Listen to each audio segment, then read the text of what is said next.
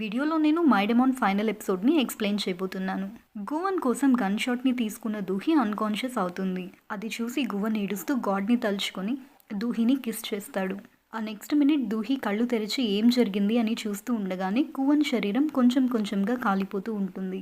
నా కోసం నువ్వు సాక్రిఫైస్ చేసావా అని దూహి అడుగుతుంది. లేదు, నన్ను నేను కాపాడుకున్నాను అని గువన్ చెప్తూ ఉండగానే కంప్లీట్గా కాలిపోయి అతని చేతికున్న రింగ్ మాత్రమే మిగులుతుంది. అది చూసిన దూహి తట్టుకోలేక ఏడ్చేస్తుంది. క్లాక్ టవర్ పైనుంచి హోమ్లెస్ విమెన్ రూపంలో ఉన్న గాడ్ చూస్తూ ఉంటుంది. గువన్ ఆఫీస్లో ఉన్న క్లాక్స్ అన్ని వర్క్ చేయడం ఒక్కసారిగా స్టాప్ అవుతాయి. డెమాన్స్ బ్రతికున్న వాళ్ళని చంపకూడదు, అలాగే చనిపోయిన వాళ్ళని బ్రతికించకూడదు. ఇలా చేస్తే స్పాంటేనియస్ కంబషన్ వచ్చి కంప్లీట్గా కాలిపోతారు అని డెమాన్ మాన్యువల్లో రాసుంటుంది. ఆగిపోయిన క్లాక్స్ని చూసి గువన్ అసిస్టెంట్ మిస్టర్ పార్క్ కూడా ఏడ్చేస్తారు. ఎందుకంటే వాళ్ళిద్దరికీ ఉన్న స్పెషల్ బాండ్ ఎవరితో కంపేర్ చేయలేనిది. అతను మిస్ షిన్కి కూడా చెప్తాడు. సియోఖూన్కి ఈ విషయం తెలిసి పోలీస్ స్టేషన్కి వెళ్తాడు. అక్కడ దూహి కూర్చొని ఉంటుంది. నో సూక్మిన్ బ్రతికే ఉంటాడు. అతను గాయాలతో ఉంటే అరెస్ట్ చేసి అతని ఫేస్కి ట్రీట్మెంట్ని ఇప్పించుంటారు. అతన్ని అరెస్ట్ చేసినప్పటి నుంచి నేనే విన్నాయాను, వాళ్ళిద్దరిని ఆల్రెడీ డెస్ట్రాయ్ చేసేసాను అని తనలో తానే రిపీటెడ్గా మాట్లాడుకుంటూ నవ్వుకుంటూ ఉంటాడు. దూహి ఆ బాధలోంచి బయటకు రాలేక బాత్ టబ్లో కంప్లీట్గా పడుకొని వాటర్ని ఫిల్ చేసేసుకుంటుంది. సియోఖూన్ మిస్ షిన్ వచ్చి ఎన్నిసార్లు డోర్ నాక్ చేసినా ఓపెన్ చేయకపోవడంతో అపార్ట్మెంట్ మేనేజ్మెంట్ వాళ్ళని పిలిచి డోర్ని విరగొట్టి ఓపెన్ చేస్తారు. డోర్ ఓపెన్ చేయగానే దూహి తడిచిన బట్టలతో అక్కడ నిలబడి ఉంటుంది. ఒక్క మాట కూడా మాట్లాడకుండా తల దించుకొని డిప్రెసింగ్గా కిందకి చూస్తూ ఉంటే వాళ్ళు తనని లోపలికి తీసుకెళ్లి కంఫర్ట్ చేయడానికి ట్రై చేస్తూ ఉంటారు. ఇక నేను ఈ వరల్డ్లో ఉండలేను, గువన్ ఇక్కడ లేడు, లాస్ట్ వీక్ అతను నన్ను వదిలి వెళ్ళిపోయినా నా చుట్టూ తిరుగుతూనే ఉన్నట్లు నేను సెన్స్ అయ్యేదాన్ని, కానీ ఇప్పుడు నేను అతని ఎగ్జిస్టెన్స్ని కూడా ఫీల్ అవ్వలేకపోతున్నాను అని చెప్తుంది. పక్కనే ఉన్న సియోఖూన్ తనని కొంచెం మోటివేట్ చేయడానికి ట్రై చేస్తాడు. భయపడకండి, నేనేం చనిపోను, నా లైఫ్ కోసం గువన్ తనని తాను సాక్రిఫైస్ చేసుకున్నాడు. నా మిగిలిన జీవితం మొత్తం నేను ఇలానే నరకంలా భరించాలనుకుంటున్నా, ఇదే నా పనిష్మెంట్ అని చెప్తుంది. పనిష్మెంట్ ఏంటి, నువ్వు ఏ తప్పు చేయలేదు అని సియోఖూన్ చెప్తే, అతను నన్ను మీట్ అవ్వకపోయింటే ఇప్పటికీ చాలా హ్యాపీగా డెమాన్లానే ఉండేవాడు, నేనే అతన్ని చంపేశాను అని ఏడుస్తుంది. తన పల్స్ వీక్గా ఉండడంతో తనకి ఐవీ డ్రిప్స్ పెట్టించుంటారు. సియోఖూన్ బయట కూర్చుని ఉంటే మిస్ షిన్ నేను దూహిని ఇలా చూడడం సెకండ్ టైం, ఫస్ట్ టైం వాళ్ళ పేరెంట్స్ చనిపోయినప్పుడు అని చెప్తుంది. సియోఖూన్కి తన సిచ్యువేషన్ చూసి కళ్ళల్లోంచి నీళ్ళు వస్తాయి. ఆ రోజు క్రిస్మస్ ఈవ్ అవ్వడంతో హాస్పిటల్లో కోరస్ పాడుతూ సెలబ్రేట్ చేస్తూ ఉంటారు. ఆ కోరస్ విన్న దూహి లేచి ఎవరికీ చెప్పకుండా రోడ్ మీదకి వచ్చేస్తుంది. అక్కడ డిస్ప్లేలో ఉన్న క్రిస్మస్ ట్రీని చూసి ఇంటికెళ్ళి డ్రెస్అప్ అవుతుంది. వాళ్ళు ఫస్ట్ టైం మీట్ అయిన ప్లేస్కి వెళ్ళి మేరీ క్రిస్మస్ గువన్, మనిద్దరం కలిసి క్రిస్మస్ని సెలబ్రేట్ చేసుకుందాం అనుకున్నాం, కానీ నువ్వు వెళ్ళిపోయావు, ఇప్పుడు నాతో డీల్ చేసుకో, నా విష్ నువ్వు తిరిగి రావాలని అని సీని చూస్తూ అంటుంది. క్లాక్ టవర్ పైనుంచి గాడ్ అదంతా చూస్తూ ఉంటుంది. వెంటనే గువన్ ఆఫీస్లో ఉన్న క్లాక్స్ అన్నీ వర్క్ అవ్వడం స్టార్ట్ చేస్తాయి. ఒక పెద్ద టైట్ దూహి మీద పడబోతూ ఉంటే వాటర్ స్ప్రింకిల్స్ అన్నీ స్టాప్ అవుతాయి. పక్కనే గువన్ కనిపిస్తాడు. ఫస్ట్ టైం వాళ్ళిద్దరూ మీట్ అయినప్పటి సీన్ మళ్ళీ రిపీట్ అవుతుంది. దూహి సర్ప్రైజ్ అయ్యి నేను కూడా చనిపోయి హెల్కి వచ్చానా లేదా కలకంటున్నానా అని తనని హగ్ చేసుకుంటుంది. మేరీ క్రిస్మస్ దూహి, నేను తిరిగి వచ్చేసాను అని చెప్తాడు. ఇంటికి వెళ్ళి నేను ఇంకా ఇది నమ్మలేకపోతున్నాను, నువ్వు లేని వరల్డ్ చాలా టెరిబుల్గా ఉంది అని చెప్తుంది. నాకు కూడా నువ్వు లేని ప్లేస్ నరకంలానే ఉంది అని గువన్ చెప్తాడు. నెక్స్ట్ గాడ్ని మీట్ అయ్యి థ్యాంక్ యూ సో మచ్ అని చెప్తే, క్రిస్మస్ రోజు అప్పుడప్పుడు ఇలానే మిరాకిల్స్ జరుగుతూ ఉంటాయి అంటుంది. గువన్ నవ్వి, నువ్వు అందరి జర్నీలో కేవలం ఒక కంపానియన్ మాత్రమే అన్నావు కదా అని అడుగుతాడు. దూహి నాతో డీల్ చేసుకోవాలనుకుంది, డెమాన్వి నువ్వు వెళ్ళిపోయావు, ఇక నేనే స్టెప్ని అవ్వాల్సి వచ్చింది అని చెప్తుంది. డీల్ అనగానే గువన్కి రింగ్ అయ్యి 10 years తర్వాత తనని హెల్కి పంపించాలనుకుంటున్నావా, తిరిగి నాతో ఎందుకు గేమ్స్ ఆడుతున్నావు అని అంటాడు. కంగారు పడుకు, ఈ డీల్కి నేను ఆల్రెడీ పేమెంట్ని రిసీవ్ చేసుకున్నాను అని చెప్తుంది. లాస్ట్ టైం గాడ్ని మీట్ అయినప్పుడు గువన్ ఒక బెట్ వేసుకుని ఉంటాడు. అదేంటంటే దూహి నేను ఇద్దరం బ్రతికే ఉంటామని. ఆ తర్వాత గువన్ విన్ అయ్యి నాకు ఎప్పుడైనా ఒక విష్ ఉంటే దాన్ని నువ్వు గ్రాంట్ చేస్తావా అని అడిగి ఉంటాడు. సో అదే పేమెంట్ అని గాడ్ చెప్తుంది. గాడ్ గువన్ని డెమాన్ లాగా తన కింద తిరిగి వర్క్ చేయడానికి యాక్సెప్ట్ చేస్తుంది.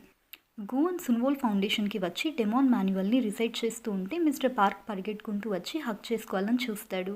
కానీ గువన్ కొంచెం కిందకి బెండ్ అయ్యి దాన్ని మిస్ అయ్యేలా చేస్తాడు. జింగాయూంగ్ కూడా ఇంగ్లాండ్కి వెళ్ళకముందు ఇంకోసారి గువన్ని చూసి సర్ప్రైజ్ అవుతుంది. ఇద్దరూ తనని ఫ్రెండ్లీగా హక్ చేసుకుంటారు. క్రిస్మస్ అయిపోయిన తర్వాత దూహి ఫ్లాట్లో గువన్ ట్రీని చూస్తూ ఉంటే, అయిపోయిన తర్వాత ఇప్పుడు ఎందుకు డెకరేట్ చేస్తున్నావు అని దూహి అంటుంది.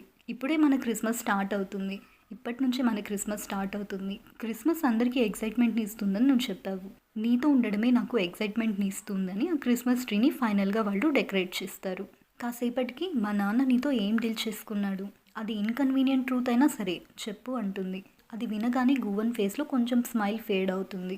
గువన్ చెప్పడం స్టార్ట్ చేస్తాడు. ఆ రోజు బాగా వర్షం పడుతూ ఉంది.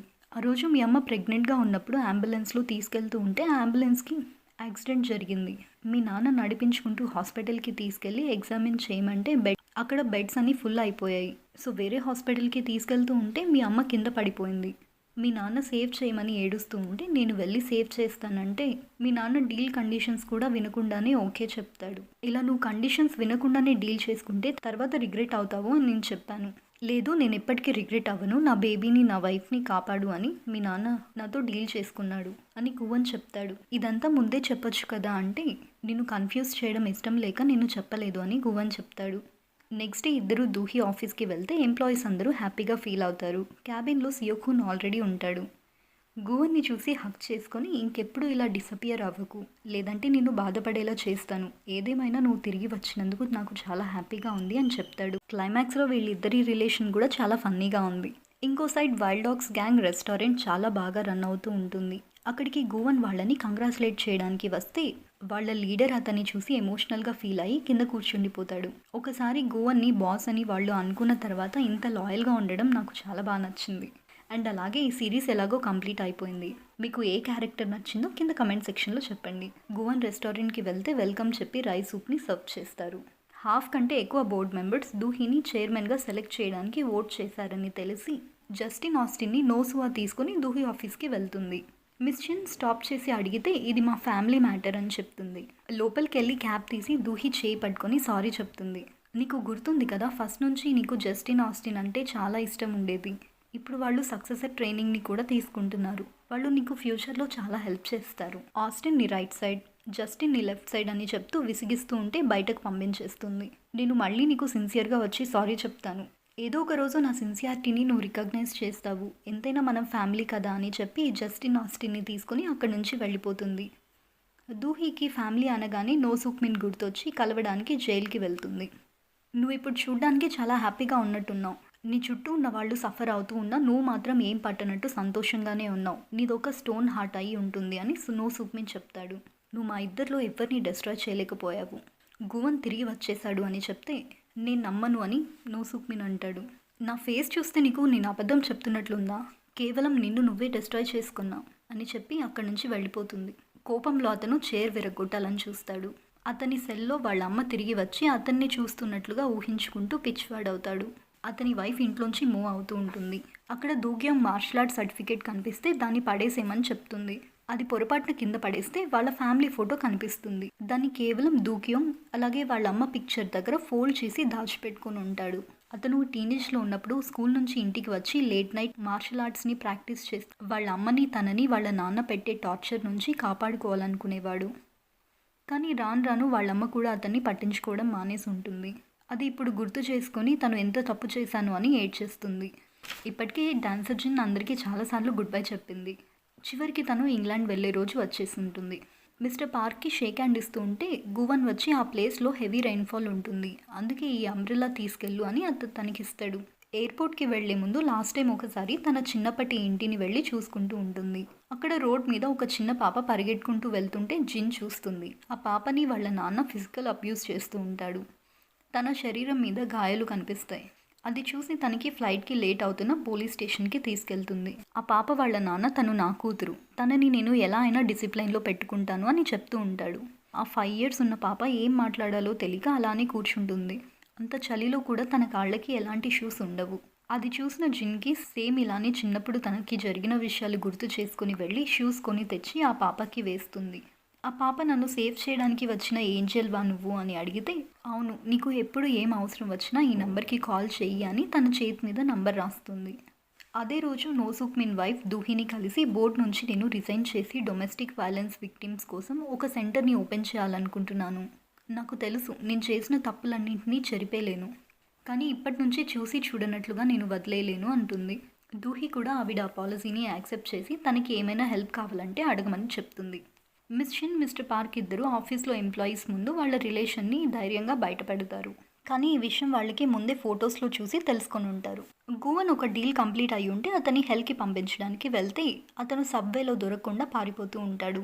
కానీ చివరికి దొరికిపోయి నేను ఇలా చనిపోలేను, మా అమ్మకి ఆరోగ్యం బాలేదు, నేను ఒక్కడినే చూసుకోవాలి అని వేడుకుంటూ ఉంటాడు. గోవన్ కూడా కొంచెం కరిగిపోయేలా ఉంటాడు. కానీ అప్పుడే మిస్టర్ పార్క్ కాల్ చేసి అతని డీటెయిల్స్ని నేను కనుక్కున్నాను, అతను ఒక పెద్ద ఫ్రాడ్, ఎప్పుడూ మనుషుల్ని హెరాస్ చేస్తూనే ఉంటాడు అని చెప్తే అతని హెల్కి పంపించేస్తాడు. నెక్స్ట్ డే మీరా గ్రూప్ బోర్డ్ మీటింగ్ జరుగుతుంది. దూహి చైర్మన్ సీట్లో కూర్చోకుండా పక్క చైర్లో కూర్చుంటుంది. సియోకోన్ లేట్ అయిందని కంగారుగా వచ్చి చైర్మన్ సీట్లో కూర్చుంటాడు. దూహిని అతన్ని ఎలెక్ట్ చేయించుంటుంది. నోసువా మీటింగ్ అయిపోయిన తర్వాత సేమ్ దూహికి చెప్పినట్లే జస్టిన్ ఆస్టిన్ గురించి చెప్తుంది. గువన్ ఈవినింగ్ ఇంట్లో న్యూస్ పేపర్ చూస్తూ మనుషుల మ్యాక్సిమం లైఫ్ స్పాన్ 130 yearsనే, కళ్ళు మూసి తెరిచేలోపే అవి అయిపోతాయి అనుకుంటూ ఉండగా దూహి కేక్ని తీసుకొని వస్తుంది. గువన్ మాత్రం అందులో షుగర్ ఉంటుంది, నీ హెల్త్కి మంచిది కాదు అని దాన్ని తినకూడదని స్టాప్ చేస్తూ వాళ్ళిద్దరూ నైట్ వ్యూని చూస్తూ మాట్లాడుకుంటూ ఉంటారు. సీన్ కట్ చేస్తే కొన్ని ఇయర్స్ తర్వాత మనకి చూపిస్తారు. గువన్ మిస్టర్ పార్క్ దగ్గరికి వచ్చి, నువ్వు అసలు పెళ్లి చేసుకోవద్దు, ఈరోజు దూహికి నాకు ఫైట్ జరిగింది, తను రోజంతా అన్ని రిలీజన్స్లోని సాంగ్స్ని పాడుతూ ప్రే చేస్తూనే ఉంటుంది, నా డెమాన్ మాన్యువల్కి కూడా స్టిక్కర్స్ని అంటించింది అని చెప్తూ ఉంటే మిస్టర్ పార్క్ నవ్వుతూ ఏదో హింట్ ఇవ్వాలని చూస్తూ ఉంటాడు. ఎందుకంటే దూహి అక్కడే చైర్లో తిరిగి కూర్చొని అంతా వింటూ ఉంటుంది. ఇప్పుడు మిస్టర్ పార్క్ ఇదంతా మీరే చూసుకోండి అని తను బయటకు వెళ్ళిపోతాడు. ఇలా ఫన్నీ కపుల్ ఫైట్స్, ఆర్గ్యుమెంట్స్ వాళ్ళకి డైలీ జరుగుతూనే ఉంటాయి. అప్పటి నుంచి దూహి ఓవర్ టైం వర్క్ చేయకుండా ఎంప్లాయీస్తో ఫ్రీగా ఉంటూ గువన్తో ఎక్కువ టైం స్పెండ్ చేస్తూ ఉంటుంది. అక్కడితో సిరీస్ ఎండ్ అయిపోతుంది. Thank you so much for watching.